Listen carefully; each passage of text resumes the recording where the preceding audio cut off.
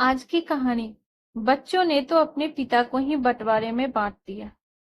सुधीर जी अपनी पत्नी माधवी के साथ अपनी रिटायर्ड जिंदगी बहुत हंसी खुशी बिता रहे थे। उनके तीनों बेटे अनुराग, सुशांत और अभिनव अलग अलग शहरों में अपने अपने परिवारों के साथ बस गए थे। हालांकि सुधीर जी ने एक नियम बना रखा था कि दीपावली पर उनके तीनों बेटे सब परिवार उनके पास आते थे। वो एक सप्ताह मानो किसी उत्सव की तरह बीत जाता था और किसी को पता ही नहीं चलता कि समय कैसे उड़ गया। लेकिन समय की नजर उनकी खुशियों पर पड़ गई।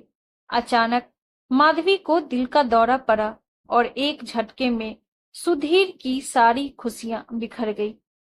तीनों बेटे दुखद समाचार पाकर दौड़े आए। सबने मिलकर क्रियाकर्म किया और शाम को सब एकत्रित हुए।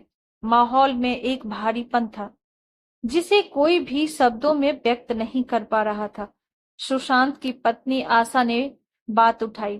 पापा, अब आप यहाँ अकेले कैसे रह पाएंगे? आप हमारे साथ चलिए। नहीं बहू, अभी मुझे यहीं रहने दो। इस घर में अपनापन महसूस होता है। बच्चों की गृहस्थी में कहते कहते सुधीर जी चुप हो गए।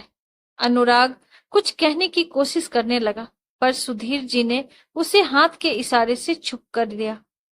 बच्चों, अब तुम्हारी माँ हम सबको छोड़कर हमेशा के लिए जा चुकी है। उसकी कुछ चीजें हैं जो मैं चाहता हूं कि तुम लोग आपस में बांट लो। हमसे अब उनकी साज संभाल नहीं हो पाएगी। सुधीर जी ने धीरे से कहा और अलमारी से कुछ निकाल कर लाए। मखमल के थैले में एक सुंदर चांदी का श्रृंगारदान था और एक बहुत पुरानी सोने की पट्टे वाली हाथ की घड़ी थी। ये दोनों चीजें उनके जीवन की अमूल्य धरोहर थी। बच्चों की नजरें इन बेशकीमती वस्तुओं पर टिक गई। अभिनव, सबसे छोटा बेटा, जोश में बोला, अरे ये घड़ी तो माँ रचना को देना चाहती थी। सुधीर जी ने शांत स्वर में कहा, और सब कुछ तो मैं तुम लोगों को बराबर से दे ही चुका हूँ। इन दो चीजों से तुम्हारी माँ को बहुत लगाव था। वह इन्हें बड़े चाव से कभी कभी निकाल कर देखती थी। अब सवाल यह है कि उनकी दो चीजों को तुम तीनों में कैसे बांटूं? सब एक दूसरे का मुंह देखने लगे। माहौल में एक अजीब सी खामोशी थी। तभी सुशांत, जो मंझला बेटा था, संकोच से बोला, ये श्रृंगारदान माँ अक्सर रचना को देने की बात करती थी, लेकिन समस्या तो बनी हुई थी। सुधीर जी अब सोच रहे थे कि आशा को क्या दें। उनके मन के भाव को पढ़ते हुए आशा ने कहा, पापा, आप शायद मेरे बारे में सोच रहे हैं। आप श्रृंगारदान रचना को और हाथ वाली घड़ी काव्या को दे दीजिए। माँ भी तो यही चाहती थी। सुधीर जी ने थोड़ी उलझन में पूछा, लेकिन काव्या, तुम्हें क्या दूं? समझ नहीं आ रहा। काव्या, जो अनुराग की पत्नी थी, मुस्कुराते हुए बोली, पापा, आपके पास एक और अनमोल चीज है, और वह अम्मा जी हमेशा से मुझे ही देना चाहती थी। सबकी आंखें हैरानी से खुल गई। दोनों बहुएं आशा और रचना तो बेहद हैरान परेशान हो गई। अब कौन सा बेशकीमती पिटारा खुलेगा? काव्या ने मुस्कुराते हुए सबकी जिज्ञासा शांत की।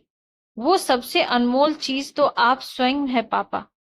पिछली बार अम्मा जी ने मुझसे कहा था, मेरे बाद पापा की देखभाल तेरे जिम्मे।